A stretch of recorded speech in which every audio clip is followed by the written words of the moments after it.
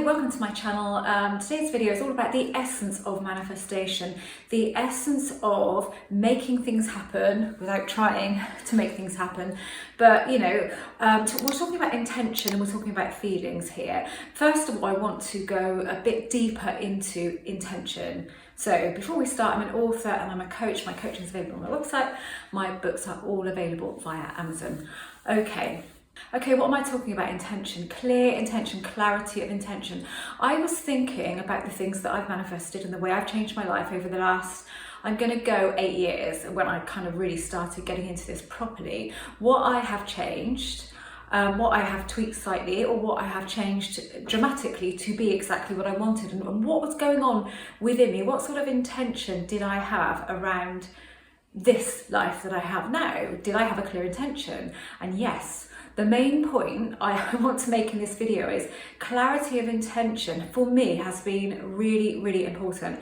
And it is what has shoved me in these major directions that I've gone in. I've had, even when I have little things that I want to do, I really do set a firm intention, as in a real clarity of intention. I work out what it is, and this is just part of my life now. This is just what I do whenever I want to change something. I know that I have to get clarity of intention, because I know in the past when I haven't had that, I've got kind of what I've been feeling, which is a bit of this and a bit of that, and not quite what I wanted. So I know that that's really important to me. And sometimes what I think is my intention is slightly different than when I actually come to think about it and sort of sum it up in a sentence. I'll just give a little example. I've moved office, so I've had my own office in the studio complex where I am for 2 years now, and it's massive, way too big for me.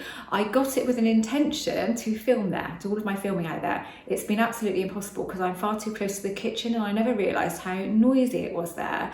It's not really that noisy, but when you're trying to film, anything is noisy, isn't it? So it's not been possible, so I've had to still do my filming here, and I don't really do many Zoom calls out there, again, because I'm conscious of people being able to hear next door, even though I have my headphones in.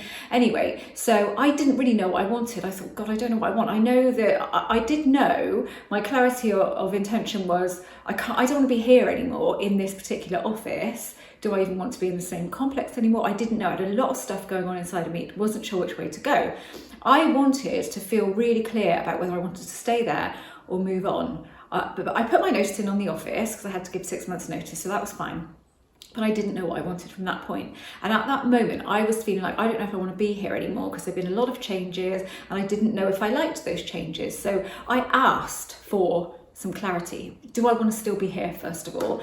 And then within pretty much immediately, everything started to get more sociable again. Things started to happen. They had a good social there. Then everybody, I don't know, things just started to change and feel different. I started to get on really well with the new people that have come in to run the building, started to get on really well with them, and the people that actually manage it, who actually own it.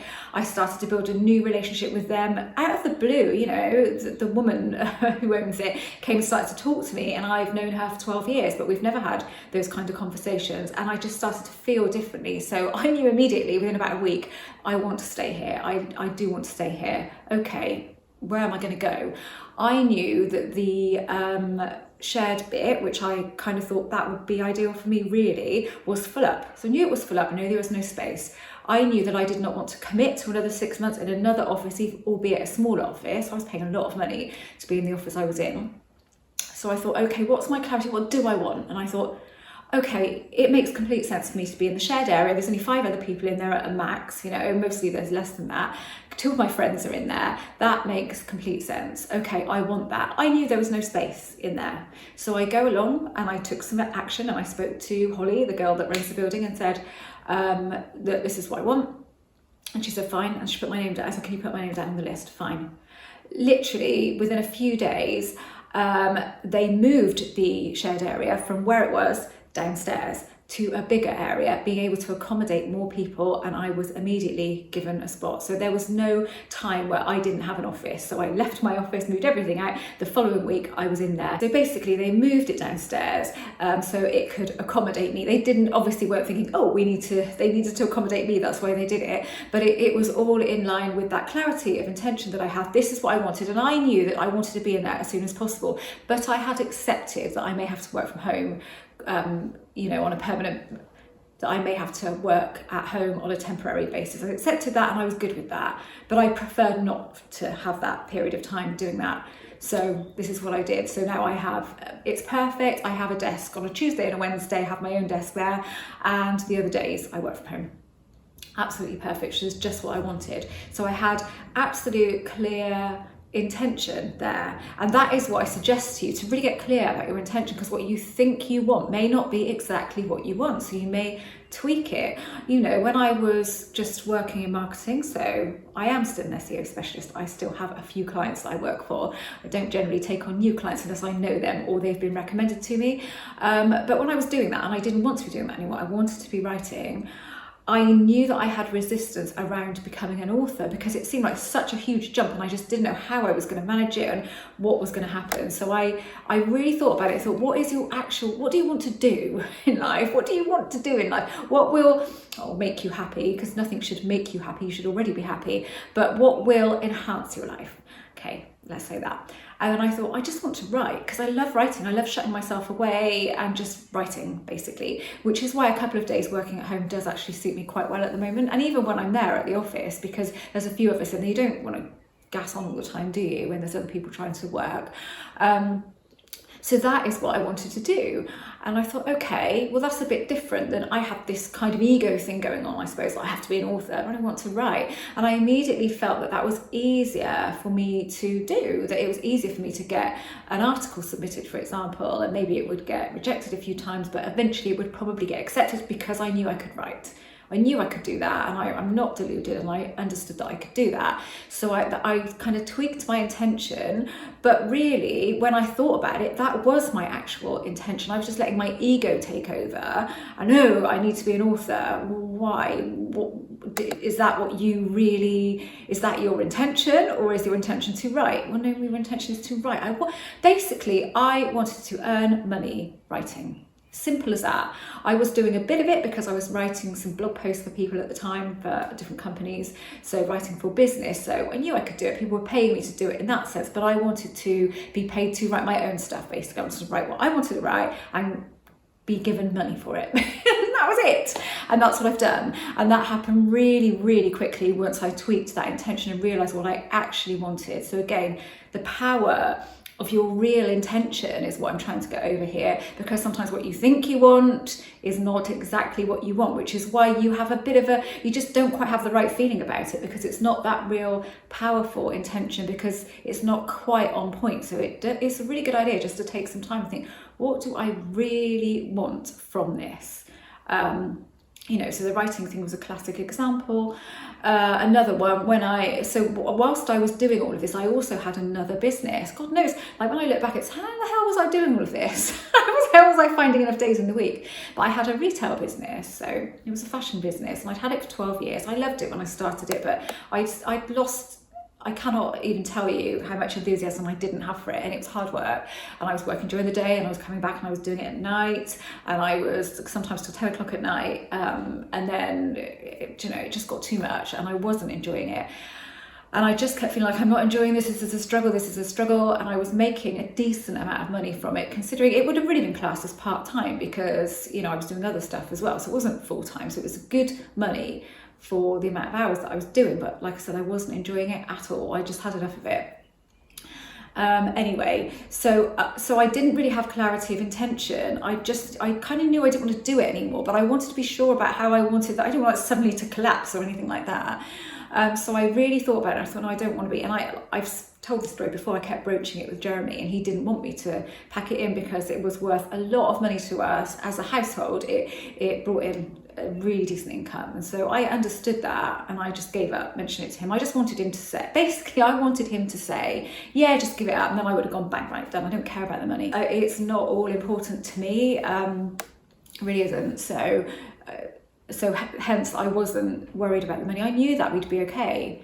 We've always been okay. We used to have, well, Jeremy, when I met him, he owned a couple of takeaways in the city, in Bath, and one went, and then as well we were together, and then the other one he'd had for years, and it was a difficult one to let go of, but eventually we did sell it, and we sold it to our manager at the time, and he didn't have the funds to pay it outright. So he was paying us weekly for 2 years, a lot of money every week for 2 years. And it was coming to an end. And I remember saying to Jeremy, that's a lot of money that we're not going to have every week. That's going to be, what we're going to do about that? How are we going to replace it? We didn't even notice it. It's a crazy thing to say, but we didn't, because I have this inherent belief that I will always be okay when money is concerned. I'll be fine. And we didn't notice it. And we were talking about this the other day, and he said, no, we didn't, did we? Because we just started taking more money elsewhere and things like that. We just did. I think we've both got that way about us, that we didn't really worry about it. I've gone off the ball a little bit here, haven't I? Anyway, so I knew that we would be okay. I knew that we would make that money up in some other way. I didn't know how, but I strongly believed that in my soul. I believed that. But he wasn't having any of it. And then basically, to cut a long story short, my clarity was, I don't want this business anymore. I want it to go in the most harmonious way possible, which is what I say a lot. If I'm stuck of not imagining how something can happen, I will say in the most harmonious way possible. But I knew deep down that the best way for that would be for him just to say, because then it would be a joint decision and not just my decision. And then he did. Just 2 or 3 days after me really sort of letting it go and thinking, well, I've just got to deal with it at the moment, whatever, he said it. And he said it, I think, on the Wednesday, and the following Monday I put in to have the company dissolved. 3 months later, you can't trade for like a certain amount of time before you can dissolve a company in this country. And so I stopped trading in that moment, and then let the time go by, dissolved the company, and it was the biggest relief. It was one of the hugest achievements. It seems stupid, doesn't it? You let a company go and that's an achievement. I didn't even try and sell it or anything, I just wanted it gone. But it felt like an achievement because I knew I'd done that with the power of my mind. I knew I'd done that with the power of intention. So it did feel like an achievement, and it really changed my life. Again, with letting the office go, the big office that we had, and the staff all going freelance, that was another massive life change. Happened within a month, happened with a clear intention. I don't want staff anymore, but I don't want to make any redundancies, so I want them to go in the most harmonious way possible.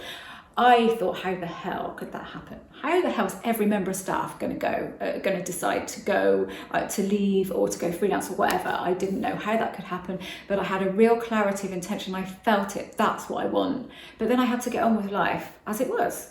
And it started to happen really, really quickly. Again, I'm not going to go into it because I've done that in other videos.